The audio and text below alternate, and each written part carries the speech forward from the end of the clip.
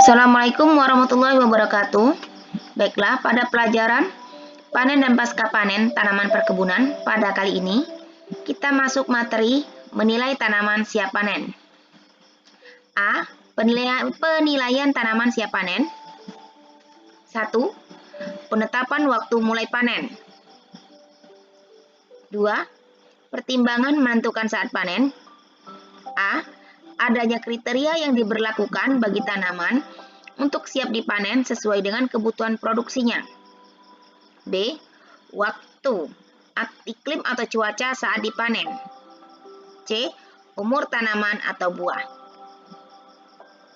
3. Pengaruh saat panen terhadap produksi. Pengaruh yang ditimbulkan saat panen terhadap produksi adalah dari segi kualitas, apakah dapat meningkatkan mutu dari produk tersebut atau tidak. Kemudian dari segi kuantitas, apakah dapat meningkatkan produksi hasil, dan secara ekonomis, apakah saat panen tersebut dapat mempengaruhi harga jual produk di pasaran. 4. Kriteria penentuan saat panen. Kriteria penentuan saat panen dapat dilihat berdasarkan kenampakan atau visual, yaitu berdasarkan warna, ukuran, bentuk, dan lain-lain. B. Berdasarkan fisik atau morfologisnya, yaitu tingkat kekenyalan, bernas, atau keriput. C. Berdasarkan analisis kimia. D. Berdasarkan kadar air. E. Berdasarkan fisiologis.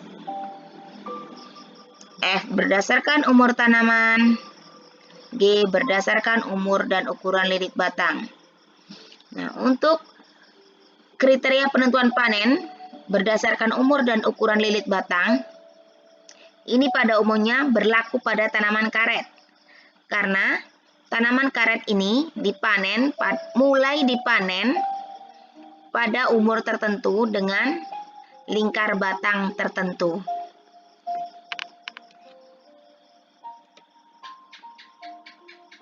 Waktu mulai panen.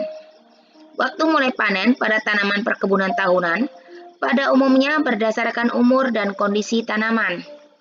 Contoh, tanaman kelapa sawit. Tanaman kelapa sawit panen pertama biasanya dihitung mulai penanaman di lapangan umur sekitar 2,5 tahun. Jika dihitung dari saat mulai dikecambahkan hingga siap panen biasanya umur 3,5 tahun. Pemanenan sawit. Adapun kriteria bahwa sawit tersebut layak panen yaitu 1. Matang panen. Dengan kriteria umum, setiap 1 kg tandan buah segar atau TBS terdapat 2 brondolan. 2. Proses pemanenan yaitu menggunakan dodos dan egrek. Adapun dodos dan egrek ini sekarang telah banyak tersedia dalam bentuk mesin. 3. Rotasi panen atau pergiliran panen. 4. Sistem panen. Sistem panen terbagi 2, yaitu ancak giring. Apabila suatu ancak telah selesai dipanen, pemanen pindah ke ancak berikut yang telah ditunjuk mandor. 2. Ancak tetap. 5. Kerapatan panen, yaitu menunjukkan tingkat kerapatan pohon matang panen di dalam suatu areal. Berikut adalah tabel tingkat kematangan tandan kelapa sawit. Fraksi 00, jumlah brondolan tidak ada, buah masih berwarna hitam, dikatakan masih sangat mentah. Fraksi 0, membrondol 1-12,5%, memiliki derajat kematangan mentah. Fraksi 1, membrondol 12 sampai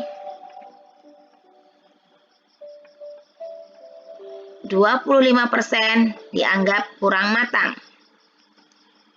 2 membrondol 2,5 sampai 50%, maka dianggap matang 1.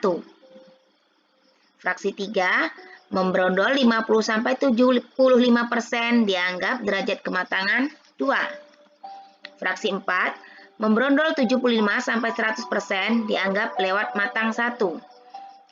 Fraksi 5 buah dalam ikut membrondol, maka dianggap memiliki derajat kematangan lewat matang 2. 6. Semua buah membrondol, maka derajat kematangan tandan kosong. Nah, pada fraksi-fraksi tingkat kematangan tandan sawit tersebut, maka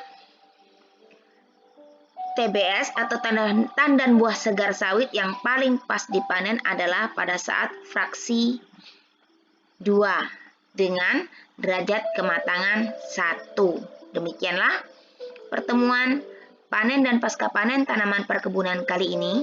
Kita lanjutkan pada season berikutnya. Assalamualaikum warahmatullahi wabarakatuh.